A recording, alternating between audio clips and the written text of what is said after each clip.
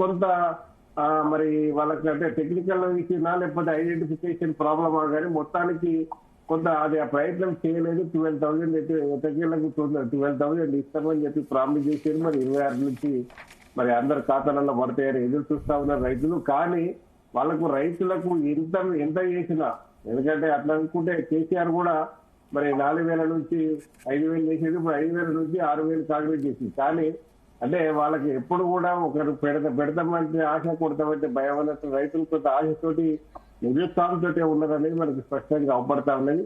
ఆ 15,000 ఇస్తే ఇలా కాంగ్రెస్ మంచి మైలేజ్ కూడా మరి కొంత రీచ్ అయ్యేది పబ్లిక్.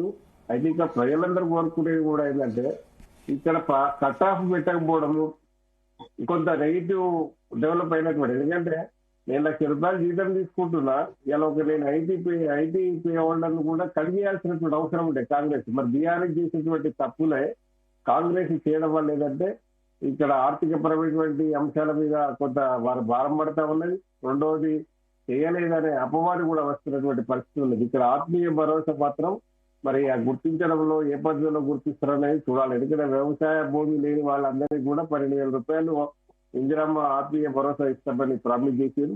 అయితే ఇవ్వడానికి ముందు వచ్చింది, కానీ ఈ అర్హులను గుర్తించడానికి కొంత అటు ఇటు జరుగుతున్నటువంటి పరిస్థితి ఉన్నది. అది ఏ గవర్నమెంట్ ఉన్నా జరుగుతుంది. అట్లా అనుకుంటే 2014 ఆగస్టు 19 సమగ్ర కుటుంబ సర్వే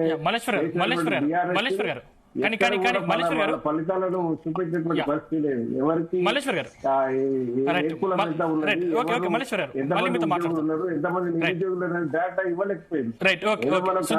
చేస్తున్నాం కానీ అది దానివల్ల కొంత బీఆర్ఎస్ కూడా అది ఆశించి అంటే గెలుపు గుర్రాలను లక్ష్యంగా, కులాలను లక్ష్యంగా కొంత ముందుకు పోయినట్టు అవపడ్డా ఉన్నాయి. కానీ అల్టిమేట్ తర్వాత ప్రజలకు విసిగెత్తి ఈసారి మార్పు రావాల్సిందే, కేసీఆర్ మారాల్సిందే అనే పద్ధతిలో కాంగ్రెస్ పట్టం కట్టినటువంటి పరిస్థితి ఉన్నది. ఆ పద్ధతిని మరి రేవంత్ రెడ్డి గారు కూడా దాదాపు 12-14 నెలలు అయితే ఉన్నది. మరి ఆ 14 నెలల్లో కొంత ఆందోళన వ్యక్తం చేశారు.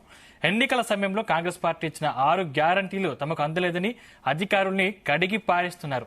గతంలో ప్రభుత్వం చేసిన సర్వేలు ఏమయ్యాయి, తాము ఇచ్చిన దరఖాస్తులు ఎటిపోయాయని అధికారులను జనం ప్రశ్నిస్తున్నారు. దాంతో గ్రామ సభలు కాస్త రసాబాసగా మారాయి. స్థానిక సంస్థల ఎన్నికల కోసం ప్రభుత్వం డ్రామాలు ఆడుతుందంటూ ప్రజలు మండిపడుతున్నారు. ఇదే అంశంపై ఇవాళ డిబేట్ లో చర్చిద్దాం. డిబేట్ లో మనతో పాటు పాల్గొంటున్నారు డాక్టర్ మల్లేశ్వర్ గారు, అనలిస్ట్, అదేవిధంగా డోర్నకల్ శాసనసభ్యులు రామచంద్ర నాయక్ గారు కాంగ్రెస్ నుంచి, అదేవిధంగా సుధీర్ కుమార్ గారు బీఆర్ఎస్ వరంగల్ ఎంపీ క్యాండిడేట్. ముందుగా మల్లేశ్వర్ గారు నమస్కారం అండి, మీ దగ్గర నుంచి స్టార్ట్ చేద్దాం. మల్లేశ్వర్ గారు, అంటే తెలంగాణ వ్యాప్తంగా నిర్వహిస్తున్నటువంటి గ్రామ సభలు కొంచెం మేర రచ్చరచ్చగా మారుతున్నటువంటి సిచ్యువేషన్స్ మనం చూస్తా ఉన్నాం. ప్రజలు అధికారులను ఎక్కడికెక్కడ నిలదీస్తున్నారు.